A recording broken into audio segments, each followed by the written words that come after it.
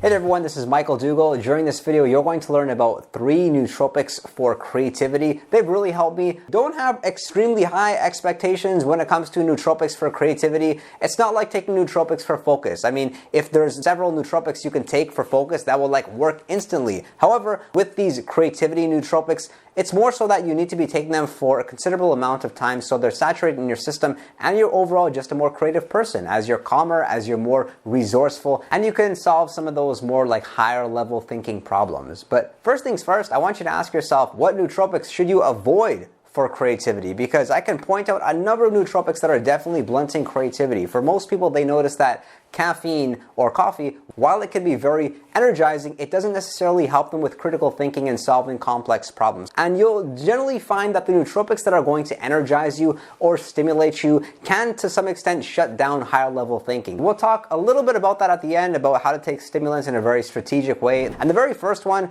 and I think this is the best out of the 3, that would be lion's mane. Lion's mane, people use for cognition. It has a lot of reported benefits, not only with mood, anxiety, but also with creativity. There is not a lot of research supporting the data when it comes to how lion's mane can improve cognition. A lot of people use it for depression or for depression-like symptoms. I have found that when I take lion's mane, I am far less anxious, but I also like it in a work context. I'm somebody who at one point really disliked my job. I didn't like my job. I was sort of doing it because the income was so high. It was a little bit fulfilling, but it came to a point that I was seeking fulfillment. And when I started taking lion's mane, I really noticed it work on mood, and it made me sort of think okay, how can I enjoy my job a little bit more so? What are the few things that I like in this job, and what can I do to delegate some of the other areas of this job that I don't like? I see myself as a pretty hardworking person. There's other people who say work smart. I'm like, forget about that. Just work hard. You don't need to work smart. The reality, however, is that you need to do both. You need to be working hard and you need to be working smart. And when I take lion's mane, I feel like I'm able to work hard while at the same time reflecting on what's working. Because we want to do what's working. If you're familiar with the Pareto's principle, it's been said that 20% of the things that you do are responsible for 80% of the results. And there have been several times in my business where I was using lion's mane and I had found that I was able to come up with a very complex solution that I don't think I originally would have thought of. Because when you're working so hard, you become so focused that it can to some extent blunt your creativity. So I would really recommend that you check out lion's mane. Just the one side effect to be a little bit mindful of is that it can to some extent be demotivating. While it can induce creativity, calmness, alongside calmness can come demotivation, but this is not so common. I would say maybe 20% of people can experience it. If you're somebody who's already pretty energetic, maybe you exercise, maybe you're just somebody who's very enthusiastic by nature, then you'll probably see a great benefit from taking lion's mane. And the way that you can get started by taking lion's mane is you can take 300 to 500 milligrams once a day. If you're somebody a bit more experienced and you know how to take lion's mane and you know to what extent your body can tolerate it, then you can go up to something like 500 milligrams twice per day. That's pretty common. Some people wonder if they should take it with a meal or should you take it fasted. The truth is, it doesn't really matter. I've seen great success with lion's mane during periods when I was eating 4 times a day, but also now as I'm practicing something like a 16-8 intermittent and fast window, and I use lion's mane throughout my fast and I feel really, really good. And we won't talk too much about the lion's mane benefits during this video, but I have talked about them in depth during this video right here, which leads to nootropic number 2 for creativity, and that's alpha GPC.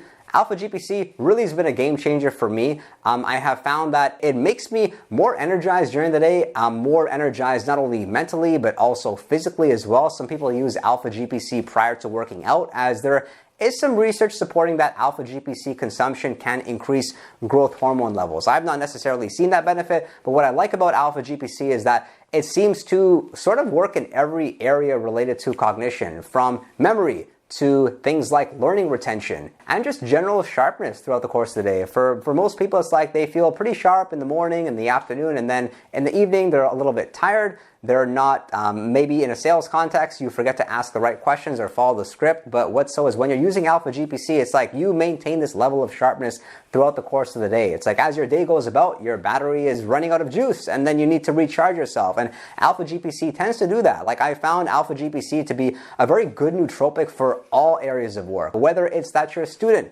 or you're a programmer, or you're maybe somebody who makes a lot of presentations. It will help in all kinds of ways and in a productivity way, but also in a personal way. When it comes to just maintaining good mental health, you'll find that alpha GPC can make you in a slightly better mood. So what it is it's a nutrient called choline. Choline is found in egg yolks, but for most people, they're not consuming 4 to 5 eggs per day, so they're not getting enough choline in their diet. And I like the fact that it's really not that expensive and makes for a good foundation to any sort of nootropic stack, which is why in the majority of the nootropic blends out there you'll see on the market, they will likely have alpha GPC, quality of mind being one of them that's included. And the way that you can get started by taking alpha GPC is first, test your tolerance with it. Try 150 milligrams once per day. And then after you've done that for a few days, you can build up the dose to something like 150 milligrams twice a day. I think the most alpha GPC that I was ever taking at one point was 300 milligrams 3 times a day. And that was because it's such that as you're working longer days, you can assume that the harder you're working and the more mentally taxing your work is, the more alpha GPC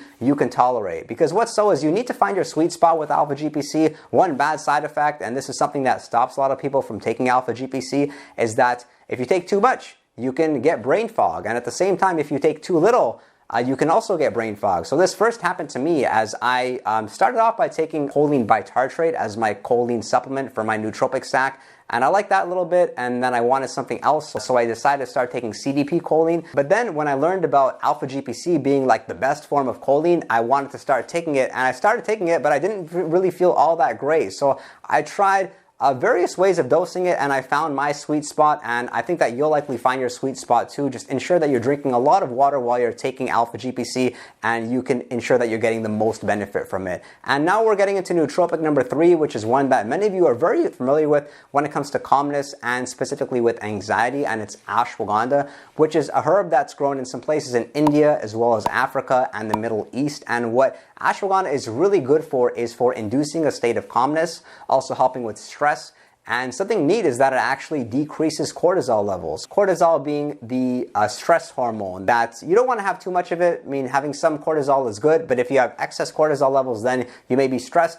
You may also gain weight as a bad side effect, and it can hurt your sleep. So the form of ashwagandha that I like most is called KSM-66. I did not necessarily notice that ashwagandha really helped my income, so it's good that you know that up front. But something that it did do for me was help me to build systems so I could have more time. And that's where ashwagandha may be able to help you out. I see it especially appropriate for those of you who may have like really, really creative work. Maybe you are a musician, maybe you are a painter. You will definitely see the benefit from taking ashwagandha, because it may not necessarily help you with focus, but that can also be a good thing. And that when you're too focused on something, you really can't be creative and connect everything together. Don't really notice like an immediate effect from taking ashwagandha. That may happen for some individuals as it has a relatively long half-life of like 8 to 12 hours. So you're going to benefit most by taking ashwagandha twice a day, and expect that it should take about 10 days for it to really be in your system and for you to get the benefit. And you'll notice that it's working because you will seem to wake up a little bit calmer. I don't think it may help you be more ambitious necessarily. Lion's mane more so, that's what's common. And what I really like about ashwagandha is you can decide pretty much how powerful you'd like it to be, because there are several different extracts you can consume. There is the Shodan form, which is the most relaxing. There's the Sensorial, which isn't as relaxing. And then there's the KSM-66 extract. Of course, you can take the ashwagandha root, but with the root, you may not be getting all the benefits, and you need to pretty much take a lot. Whereas if you take the KSM-66 form, I really like that it makes me productive, but at the same time, I can get the ashwagandha benefits when it comes to like stress and anxiety. And the way you may want to get started taking ashwagandha is by taking 300 to 500 milligrams once per day. If you do get it in capsule form, the capsules are 500 milligrams, so taking that one time a day could be good. And then after you've assessed your tolerance and you make sure that you like the way you're responding to it, then you can go up to taking 500 milligrams twice a day. Similar to lion's mane, it doesn't matter too much during the day when you take it. Some people even like taking ashwagandha prior to going to sleep, as it seems to calm them down and help them to get a very like restorative and rejuvenating sleep. With respect to side effects with ashwagandha, the number one side effect that you'll hear about is demotivation, but what you should also know is that it can do some funny things to your thyroid, so I would say avoid it if you are taking thyroid meds, as you definitely don't want to change up anything, especially if you're somebody who's already found a practice that's working for you as far as like hyperthyroidism or hypothyroidism. I had hypothyroidism, but I'm really grateful that I have that resolved. And I made an in-depth video on the side effects of ashwagandha over here. Some people find that it does increase their productivity, myself included. Some people find that it kind of makes them a bit too relaxed. And I will add, if you are somebody who takes caffeine and L-theanine, most people don't really like caffeine and L-theanine for creativity. L-theanine seems to like shut them down in terms of them not knowing what to say, not knowing what to do. There have been times when I've got on a Zoom call or made a presentation and I took L-theanine, and then for whatever reason I just shut down. I had a lot of brain fog. Know what works for you. These are the ones which work for me. The only one that I did not include in the top 3, of course the top 3 we can't include everything, would be aniracetam. You may want to check that out. Not only does it help with creativity but also verbal fluency. I hope you did get value from this video. If you did, consider subscribing, and if you'd like to chat with me one-on-one, you can do so over on Patreon, or consider sending me a direct message on Instagram. And of course, be sure to join our Discord chat where we're talking to each other. We built a great community and people are having a lot of fun. Until then, I thank you for your interest in nootropics, and I'll look forward to seeing you all next time.